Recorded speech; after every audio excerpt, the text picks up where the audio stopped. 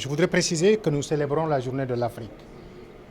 L'humanité tout entière a retenu que chaque 25 mai, les Africains et les Africaines, la diaspora africaine, célèbrent la journée de l'Afrique. C'est quoi la journée de l'Afrique? Ça a été la première fois où le continent africain et sa diaspora se sont retrouvés à Addis Abeba, un 25 mai 1963, pour mettre en place le premier cadre unitaire continental et qui s'appelait l'OUA, l'Organisation de l'Unité africaine. On venait de sortir juste 3 années avant, des indépendances, en 1960. Cette journée donc a été considérée comme une journée qui a consacré la libération politique de l'Afrique et qui a posé les bases d'une unité politique africaine du point de vue continental. C'est pourquoi au moment où nous parlons, nos frères et nos sœurs aussi, de la diaspora à travers le monde, au Venezuela, qui est aussi un pays en Amérique latine, mais avec une population africaine en majorité, parce qu'à l'époque partie par l'esclavage, eux aussi ils célèbrent la journée de l'Afrique. Vous allez aujourd'hui aux États-Unis, à Chicago, dans certains États en Amérique, les populations afro-descendantes et afro-américaines célèbrent aussi la journée. Bref, je veux dire que nous avons aujourd'hui recensé au moins 300 activités à travers le monde qui célèbrent la journée de l'Afrique. C'est dans ce cadre donc que cette conférence est organisée.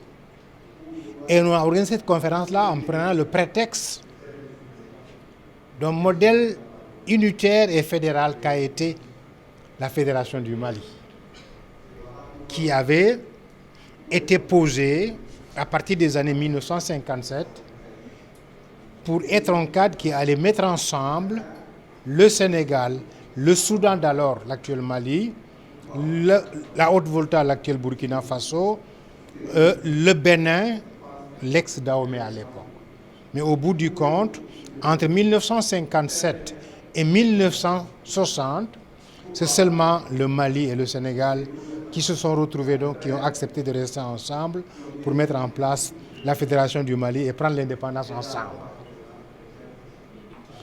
Qu'est-ce qui s'est passé pour que de 4 à 5 États, seulement 2 se retrouvent pour mettre en place une fédération qui va s'appeler le Mali? Et pourquoi donc cette fédération n'a vécu que 560 jours? Qu'est-ce qui s'est passé? Tant de questions donc que nous sommes en train de nous poser aujourd'hui, en essayant de voir aussi ces questions et leurs corollaires avec ce qui se passe actuellement au Mali, envahi par une insécurité, des attaques et des problèmes qui font qu'aujourd'hui on ne comprend pas pourquoi le Mali ne peut pas retrouver donc sa stabilité. Autre question que nous nous sommes posées aussi, le Mali et le Sénégal, c'est comme des jumeaux qui sont nés ensemble dans la communauté avec la France, en prenant leur indépendance. Qu'est-ce qui les a séparés? Comment ils se sont séparés? Quelles leçons et enseignements? Et donc, pour pouvoir parler de tout ça, donc, on a réuni un panel assez important que vous avez vu, parmi lesquels le professeur Abdoulaye Bathily, le professeur Pendambo, le professeur Bouba Diop, l'ingénieur Elhaji Ndaou, qui a été directeur de la Sénélec au Sénégal, et Madame Aminata Traoré aussi, donc, qui est intervenue à distance au Mali. Vous avez vu tout à l'heure aussi les contributions assez intéressantes qui ont été faites par certaines personnalités comme le doyen Ibrahima Fall, ancien ministre des Affaires étrangères du Sénégal. Donc bref, nous voulons célébrer cette journée et nous poser des interrogations pour évaluer cette fédération, pourquoi elle a échoué. On pourrait aborder très prochainement pourquoi la Sénégambie a échoué, pourquoi la fédération du Cameroun a échoué, jusqu'à ce qu'on ait un Cameroun anglophone et un Cameroun francophone, mais très instable entre les deux. Bref, nous voulons avoir un État fédéral africain, mais nous voulons savoir aussi qu'est-ce qui n'a pas marché entre les expériences qu'on a connues entre 1957 et 1960 et les années 80 pour pouvoir donc ne pas répéter les mêmes erreurs. On a évoqué beaucoup de facteurs on écoute les panélistes, on a écouté beaucoup de facteurs, des facteurs endogènes et des facteurs exogènes. Vous savez, est-ce que vous pensez que l'Europe et la France particulièrement avaient intérêt de voir le Mali et le Sénégal dans un espace si immense? Et vous avez vu tout à l'heure, quelqu'un a dit que Modibo Keïta avait dit à Senghor, est-ce qu'on va installer la frontière? Est-ce à Mbour? Et quand on parle de Mbour, je pense à Malicounda. Est-ce que la frontière va être à Kidira, à Kédougou, à Tambacounda ou à Kaï? On ne savait pas. Donc bref, est-ce que l'Europe, la France particulièrement, avait intérêt de voir donc des pays si immenses dans une partie continentale si importante qui est le désert, le Sahel avec le Mali, mais aussi la partie atlantique qui est le Sénégal, les laisser réussir une expérience d'unité dans les conditions que vous savez.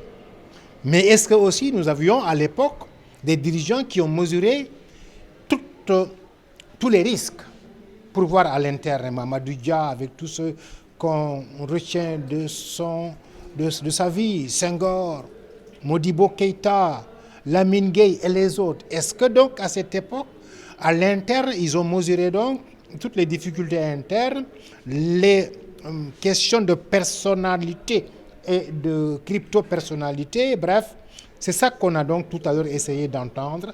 Il faut maintenant analyser tout cela pour voir quelles ont été les raisons fondamentales, aussi bien du point de vue interne que du point de vue externe, pour que finalement la fédération n'ait pas réussi. Et quelles leçons est-ce qu'on en tire pour nous autres qui voulons, avec le groupe de jeunes qui nous accompagnent, qui sont avec nous dans les dynamiques associatives, qu'est-ce qu'on en tire comme leçon pour éviter que ce qui était arrivé à nos grands-pères, à nos pères, à nos grands-mères, ne puisse pas arriver à nos petits-enfants et à nos enfants, parce que nous sommes convaincus que ce que Cheikh Anta Diop a dit reste une vérité absolue. Seul un État fédéral est viable en Afrique. Tant qu'on reste dans la balkanisation des micro-États, nous restons donc des proies faciles à avaler, à dominer, à exploiter par les autres qui comprennent qu'en fait, nous sommes une partie importante du monde où il y a beaucoup de richesses qui intéressent les uns et les autres. Les grandes leçons qu'on doit pouvoir en tirer aujourd'hui, c'est de savoir, mais bon sang, qu'est-ce qui a pu séparer les jumeaux que sont le Mali et le Sénégal, qui sont nés ensemble dans la grande communauté française. Qu'est-ce qui fait donc qu'à l'interne, Modibo Keïta, qui avait une vision très claire de la fédération, Senghor qui disait qu'il veut une dynamique sous forme de grands ensembles, Mamadou Dia, un militant invétéré du socialisme, Lamine Gueye et tant d'autres. Pourquoi donc, malgré tout cela, on n'a pas réussi donc à fédérer nos États et à en faire un seul et unique État et rester puissant? Si cet État était là aujourd'hui, vous pensez qu'on aurait besoin de l'OTAN pour intervenir au Mali? Est-ce que vous pensez que si on avait ça, on aurait besoin d'attendre que l'administration mobilise des forces pour intervenir au Mali? Que des jeunes Français de 20 ans, de 19 ans soient là en train de nous dire c'est nous qui allons assurer dans Barkhane la sécurité des Maliens? C'est tout ça donc que nous pensons qu'il nous faut réévaluer. Et comme l'a dit un des intervenants, il faut donc les évaluer objectivement. L'initiative ne peut pas quitter le cercle des élites. Les élites doivent comprendre aujourd'hui qu'ils ont un rôle à jouer aussi. Mais comme le disait le doyen Ibrahim Fall tout à l'heure, il faut donc certainement renverser la tendance. À l'époque, on a tenté de bâtir une fédération, une unité du sommet à la base. N'est-il pas temps qu'on se réveille et qu'on batte cette unité-là de la base au sommet? Je suis en train de penser, est-ce qu'à partir du moment que nous sommes en train de dire tout cela, vous de la presse, vous êtes prêts à jouer votre rôle pour que désormais, quand vous tendez vos micros à des hommes politiques, à des femmes politiques, que vous ne mettiez plus l'accent sur des questions crypto-personnelles et sur des questions électoralisto-personnelles, mais sur des questions de stratégie, de géopolitique et de lendemain. Et ces lendemains ne sont possibles que quand nous sommes ensemble. Unis disait quoi? Mais Nkrumah, nous sommes forts. Désunis, nous sommes vulnérables et on va nous écraser. C'est ça qui est en train de se passer. Il faut donc que désormais, ensemble, nous voyons qu'est-ce que nous pouvons faire pour que désormais le débat soit un débat d'orientation stratégique. Les questions soient des questions d'orientation stratégique. Sinon, si on ne le fait pas, nous sommes obligés donc de gérer des détails. Pendant ce temps, d'autres gèrent sur nous des questions de géostratégie et de géopolitique à notre détriment. Il faut donc que les élites comprennent qu'on ne peut pas continuer à léguer à nos enfants une Afrique balkanisée, déshumanisée, à qui on a soustrait l'essentiel de sa subsistance économique, de sa subsistance des ressources naturelles, de sa subsistance foncière, et qu'on veuille donc promettre à nos enfants un monde meilleur. Ce n'est pas imaginable.